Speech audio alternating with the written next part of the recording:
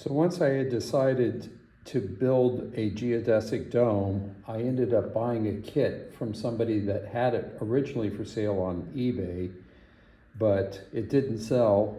I sent an offer to the gentleman. He was out in Albuquerque, New Mexico, and he took $8,000 and I bought it from him. I asked him to meet me at the airport when I was coming out in a few weeks. I rented a storage shed at a self-storage facility. He packed it up in his truck. It ended up being his brother's kit, and his brother had never built it. It was stored in the garage, and his brother had passed away.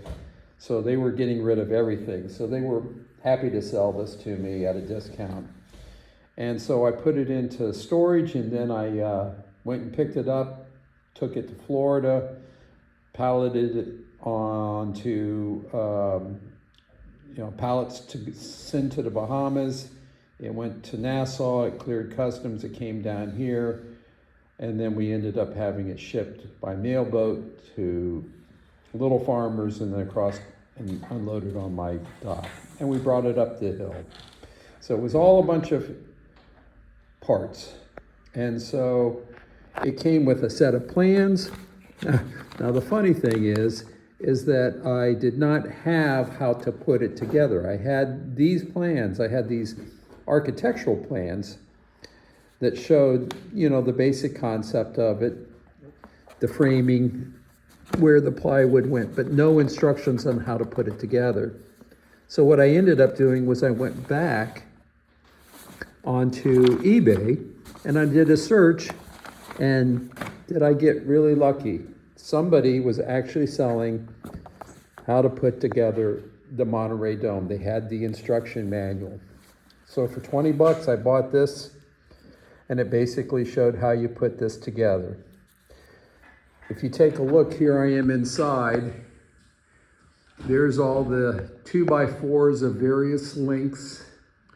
They were all color-coded, and they connect to these things called connector hubs.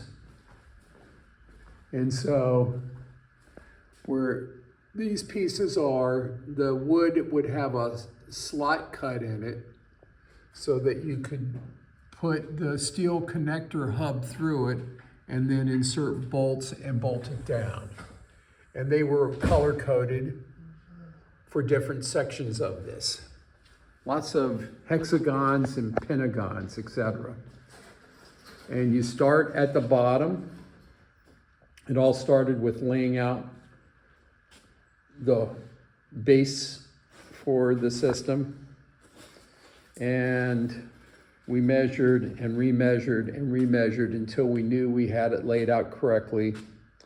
And then we laid that out.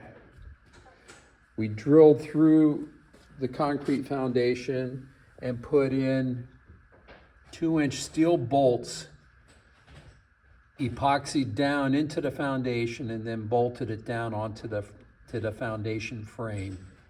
And from there we started working our way up, building in sections, and we went up and we went up and we went up, putting the frame together until it all connected at the top, right there. And it was amazing when we actually got up there that last connector hub fit perfectly and everything came together. Then we had to basically start to nail down plywood onto the outside of this to finish building the shell.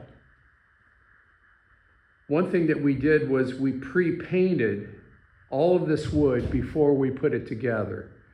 So that way it was all painted and we didn't have to get off on scaffolding and try to paint it later. So we had the guys, as we were bringing stuff up the hill and sorting it by the color code, we had them go ahead and paint the entire interior of all the wood as we assembled it together.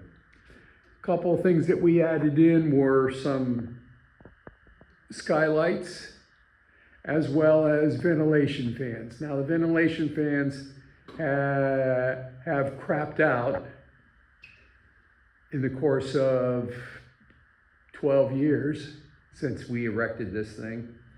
But we still have that open. It still provides ventilation. So the fans were nice. They just didn't survive. However, the skylights did. I'm going to take you outside and we'll show you the outside of the dome. And then I'll tell you why we built this. So outside,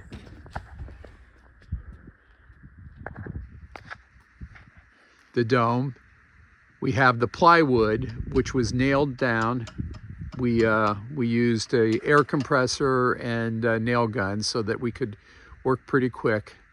And all the plywood went down, made an entire shell, and then we put a elastomeric roof coating on it. If you look up elastomeric, it's a roof coating system that's used particularly in hot weather climates. It's a fabric combined with a paint. And you basically wet the wood, lay the fabric down on it, and then paint over that, let it dry, put another coat of the elastomeric paint, and it provides this coating. It's white, so it reflects. It doesn't get real hot. The dome stays nice and cool inside, even on hot days. And because it is a high dome, the heat stays up above. We're on a 40-foot diameter foundation, and the dome is 30 foot.